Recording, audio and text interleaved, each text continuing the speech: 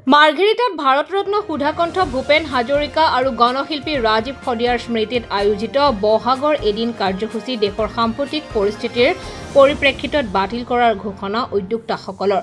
অসম জাতীয়তাবাদী যুৱ পৰিষদৰ তিনিচুকীয়া জিলা সমিতিৰ উদ্যোগত গঠিত উদযাপন সমিতিৰ দ্বাৰা 12 মে'ত আয়োজন কৰা হৈছিল এই কাৰ্যসূচী। আমাৰ স্বনামধন্য দুগৰাকীকৈ শিল্পী সুধাকণ্ঠ ডক্টৰ ভূপেন হাজৰিকাদেৱ আৰু সদ্যপ্ৰয়াত আমাৰ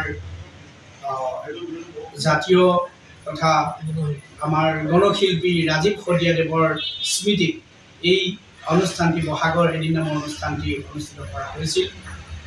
আৰু সেই মৰ্মে আমি দেশৰ প্ৰতি সন্মান জনাই সৈনিকসকলৰ প্ৰতি আমি সন্মান জনাই আমাৰ এই অনুষ্ঠানটো আমি বহাগৰ এদিন কাৰ্যসূচী বিভিন্ন সাংস্কৃতিক কাৰ্যসূচীসমূহ বাতিল কৰি আমি মাংগলিক কাৰ্যসূচী আৰু শ্ৰদ্ধাঞ্জলি অনুষ্ঠানটি কৰিয়েই আমাৰ এই অনুষ্ঠান সামৰিক।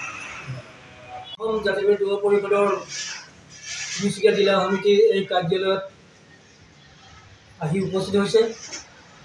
আজি সেই অনুপাতে মাৰ্ঘেৰিটাৰ সমূহ সাংবাদিক বন্ধুক অশেষ ধন্যবাদ জনাইছোঁ।